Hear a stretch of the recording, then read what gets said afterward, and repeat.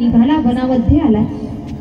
अगदी दिवसभर वनामध्ये फिरावं, शिकार शोधावी, पशु पक्षी काहीच सापडत नाहीये, शिकार हाती सापडत नाही। अरे घरी तर मुलं बाळ उपाशी पोटी आहेत, वाट पाहतायत, आपले बाबा आता येतील, मग येतील, काहीतरी घेऊन येतील, वाट पाहतायत, पण याला इकडे वनामध्ये शिकारच सापडत नाहीये।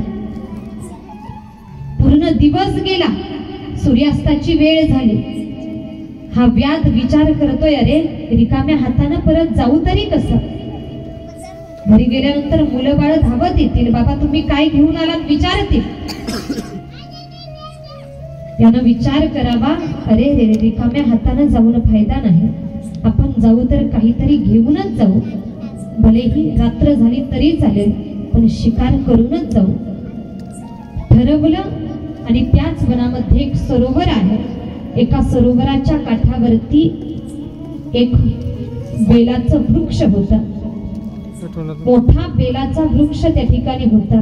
त्याला माहिती नाही की हे बेलाचं झाड आहे। यानं ते झाड पाहिलं, कशाचं आहे याची कल्पना नाही।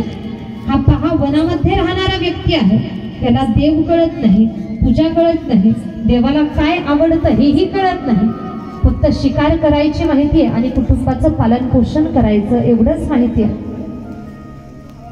या व्याधानं ठरवलं आपण या झाडावरती चढू, त्या ठिकाणी चढून बसू। नक्कीच रात्रीच्या वेळेला या सरोवरावरती काही पशु पक्षी पाणी पिण्यासाठी येतील आणि जसं ठरवलं तसंच केलंही।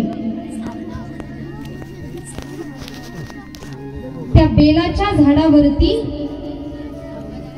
हा व्याध चढला, त्या ठिकाणी एका फांदीवरती जाऊन बसला।